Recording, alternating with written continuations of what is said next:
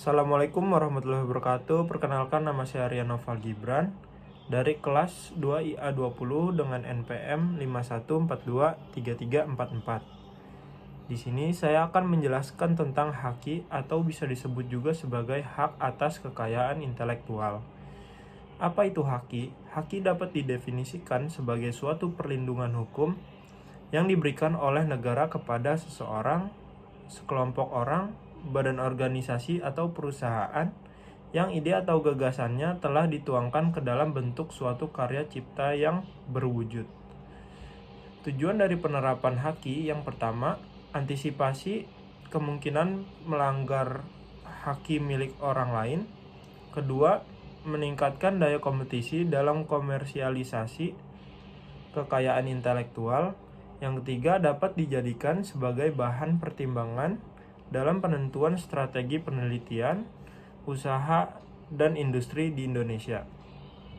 Lalu bagaimana apabila karya kita atau milik orang lain tidak dilindungi?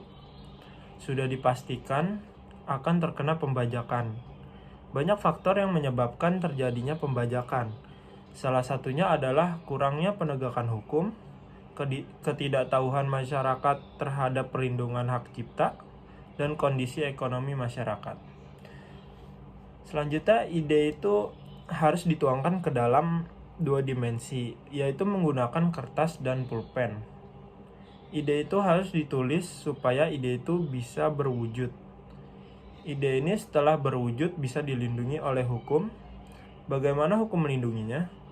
Dengan cara mendaftarkan ide tersebut sebagai haki agar memiliki kekuatan atas ide tersebut.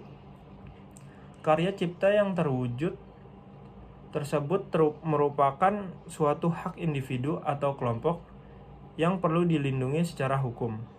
Apabila suatu temuan atau inovasi tersebut didaftarkan sesuai dengan persyaratan yang ada, maka logo brand yang kita ambil tidak dapat dituntut selagi kita memodifikasi logo brand tersebut. Walaupun perbedaan kecil sekali, itu sudah memiliki karya cipta yang berbeda. Secara umum, haki terbagi menjadi dua kategori. Yang pertama, hak cipta, contohnya lagu, puisi, dan patung. Yang kedua, hak kekayaan industri, contohnya hak paten, merek atau desain, hak industri, desain tata letak, dan rahasia dagang. Sifat haki itu mempunyai jangka waktu tertentu atau terbatas. Apabila telah habis masa perlindungannya, ciptaan atau penemuan tersebut akan menjadi milik umum. Tetapi ada pula yang setelah habis masa perlindungannya dapat diperpanjang lagi, misalnya hak merek. Hak cipta itu menganut prinsip deklaratif, harus dideklarasikan, di mana siapa yang mewujudkan ciptaannya terlebih dahulu akan memperoleh hak ciptanya tersebut. Apakah ide bisa dipatenkan? Tidak, karena harus diwujudkan terlebih dahulu.